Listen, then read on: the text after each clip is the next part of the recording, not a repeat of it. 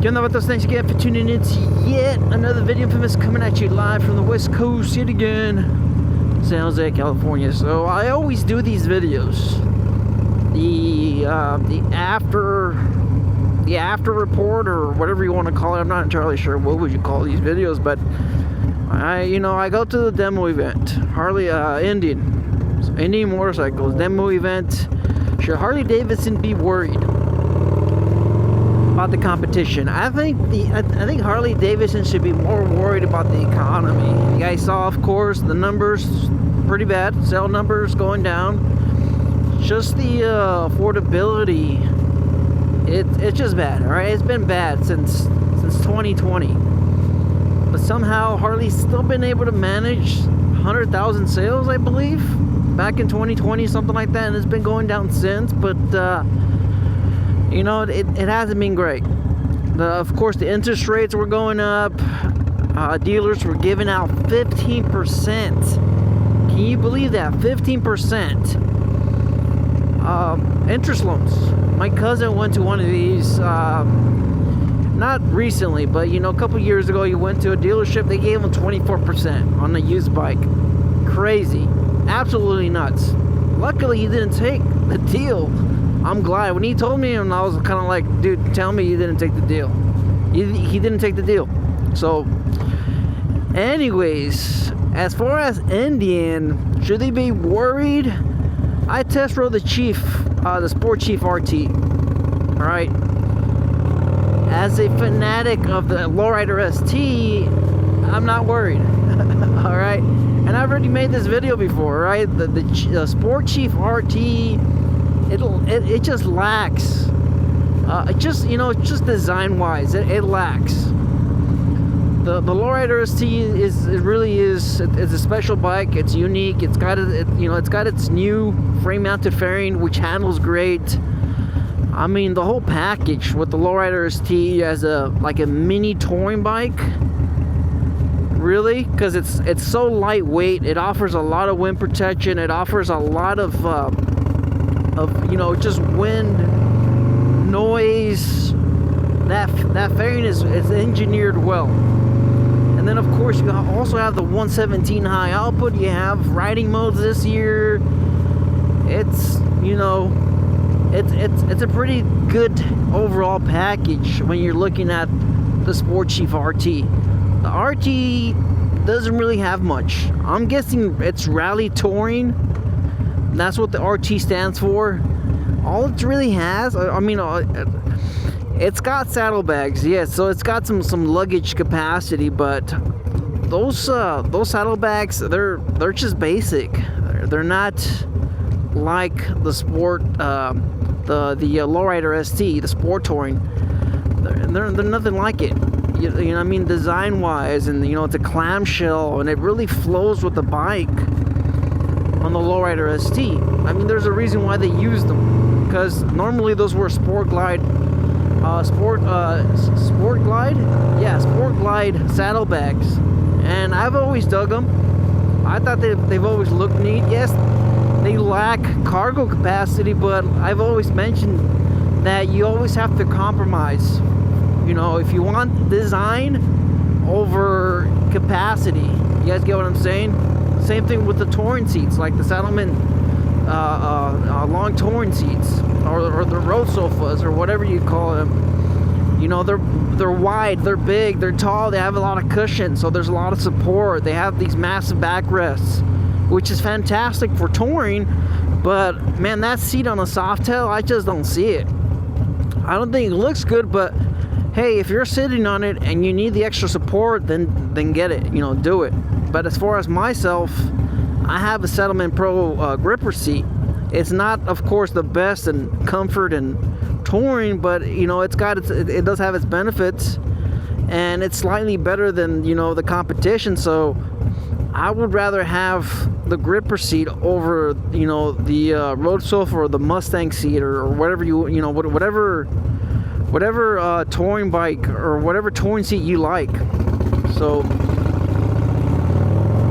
I would rather compromise on comfort for style. So the gripper seat It's narrow, it's small, it's not as big, and it does have a backrest, so it's neat. Anyways, getting back onto, what was I on? About the RT. Yeah, it's got a step-up seat, which is nice. I mean, I really like the overall package of the Sport Chief. I'm a fan, because it's identical to the Lowrider S. It is identical. Inverted forks, same rake. Same rake. I think it's similar wheelbase. It's really close, but yes, same rake, same powertrain, similar of course, because you have the 117 now on the Lowrider S, but the RT, it just I think it lacks just a little bit of design, and it's really tough. It's tough to design a touring package for that model, because the fender, the rear fender on those bikes, they're all chopped, so it doesn't really flow. Even the what is it, the classic, the Chief Classic, I believe, which has the leather saddlebags and the windshield, I think that looks pretty decent, but having that chopped rear fender, it just doesn't really flow. I mean, if in my opinion, it doesn't. That's why I like the Lowrider S, because it has a full rear fender and it's more traditional cruiser instead of having it chopped like on the Street Pop. Imagine the Street Pop rear fender with the saddlebags, the ST saddlebags. It's just not going to look good. I mean, will it look good? Maybe, because the Sport Glide saddlebags they're beautiful, but I don't know. You guys can let me know in the comments. Do you guys think the Heritage bags will look good on the chopped rear fender? That's why the Heritage has the full rear fender. It just looks better because it fills in the gap. You guys get what I'm saying? It's just not cut off. That's always been something like the detail that I do with my aftermarket saddlebags. I've always liked to meet the bottom of the saddlebag with the fender. I like to match it. I like to have it, flow nicely, because having the saddlebags passing the rear fender, I just never thought it looked good. The way it sticks out. You guys get what I'm saying? I'm not sure. I'll have to show you the images, but I'll try to put something up here in the video right here. But anyways, the Sport Chief RT, I just don't think it's up to par with the Lowrider ST. Even though the Lowrider ST is a frame mounted fairing, but the price point is close. How much is the Lowrider ST? I think it's like 23,000, 22,000 for the basic trim. We're talking about the chrome, not the blacked out trim.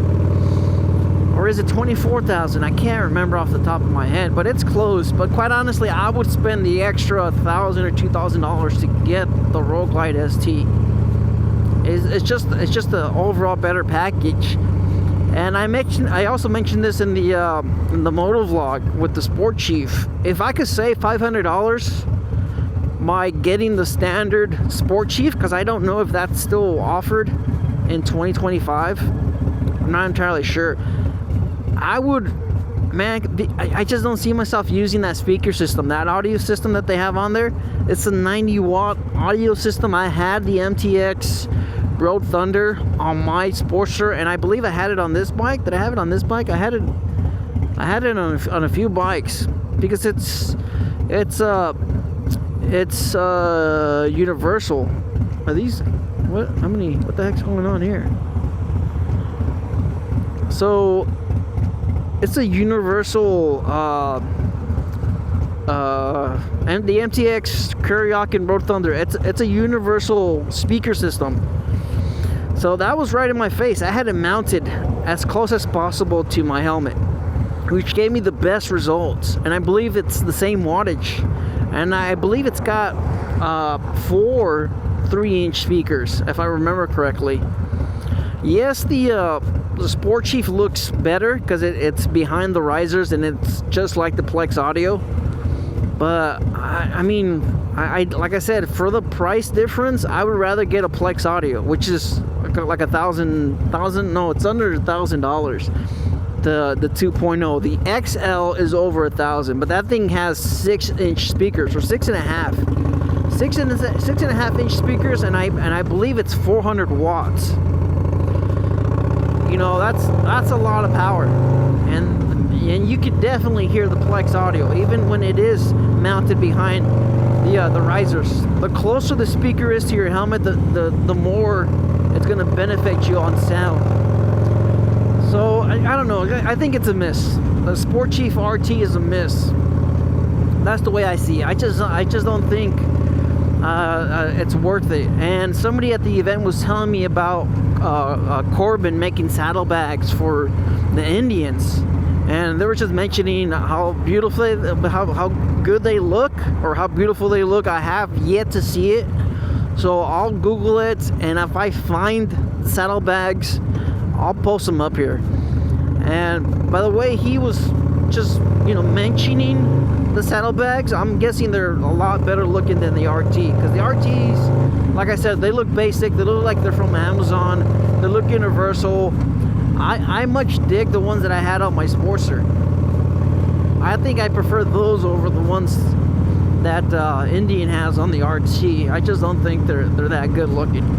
So moving on to the new Power Plus Chieftain. I really liked it. All right, it's got a lot of good features. I mean, as far as it being modern and the powertrain being around for a bit on the Challenger, and it's been tried and true, and you know, it's a powertrain that's been around for a while. It's not, you know, new like you have on the touring models on the Harley-Davidson side. So I like that Power Plus. It had a good performance. It handled great.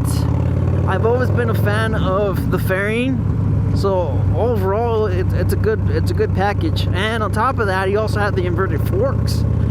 That's one thing that a lot of people miss, these content creators, when they talk about Indian and Harley-Davidson. Indian is giving you extras.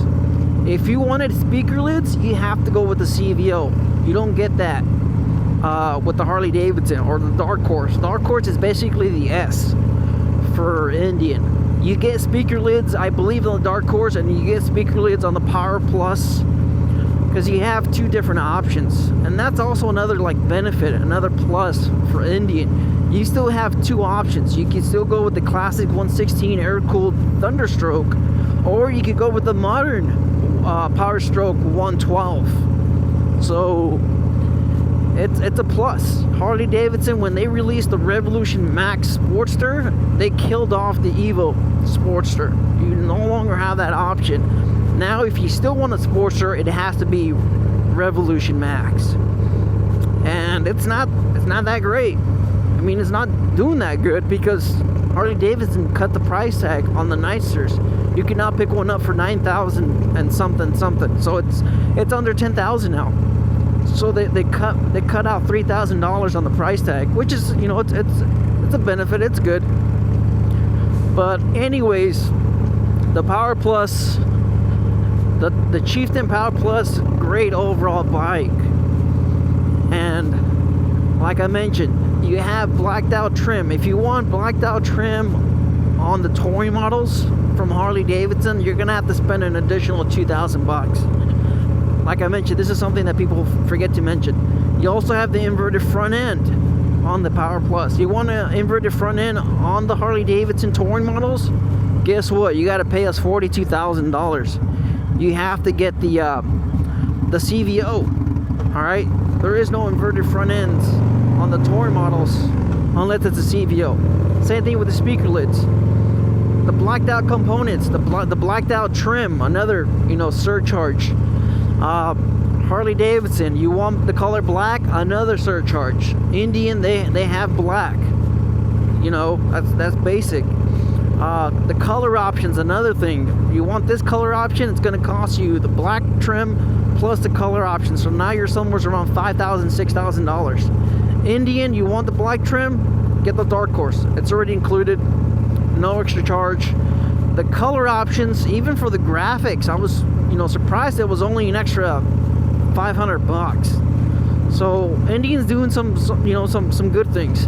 I really like what Harley did this year for the 2024 touring models, or last year. You know, having the larger display, having the electronics and and having the ride modes, and I mean, they really brought it last year, 2024. But you know, that stuff still has some issues. You still have some problems with the touring models. You know, just the other day I saw Traction Supply having issues with his Road Glide, and this is after, of course, the recall and all the other repairs. Still having issues. As far as the OS system, there's still some issues there too. You have, if you guys seen $1 Million Boken, he's also having issues with his CVOST. I believe he got rid of it now that he's full-time sailing or sailor vlogger or whatever you want to call it. But he was having some issues. The startup taking the time, warm up taking a minute. You know, he was also having issues. This is after once again after the recalls and all this other stuff. And then of course, if you see Traction Supply, they had their touring model sitting for 1 day and the battery discharged. So there's some software issues on the Harley-Davidson. There's some OS issues, battery draw, you know, electronics. There's some issues still there. So as far as, you know, the Chieftain and the baggers from Indian, they haven't really done much electronically. So it's a nice change having the Power Plus, and then of course having the inverted force, and then the speaker lids and all that other stuff. So it's nice, you know, it's a good alternative. And I've always mentioned, if you have zero interest in doing mods to your bike, wrenching on your bike, you know, if you just want to get a really good overall package, as far as a bagger or a cruiser or whatever, you have zero interest in doing mods, I mean, there is some options, but it is vastly different compared to Harley-Davidson. Harley-Davidson has unlimited potential. As far as the powertrain, you could go up all the way up to a 135, 141, I believe, if I remember right, from Moonshine Harley-Davidson. The potential for the powertrains for you to reach 200 horsepower, 200 foot-pounds of torque at the wheel is endless with Harley. You have turbochargers, you have superchargers, you have everything. Whatever you want, whatever your heart desires, you could do it on the Harley-Davidson. They have the aftermarket support. You can't do that with the Indian. So it is what it is. Indian has a good overall package. The Power Plus has really good performance. I don't think you would have to worry about it, but of course, you know, after a year or two, you're gonna have that itch. You're gonna wonder, what else can I do to this bike? So I don't think Harley's worried about it.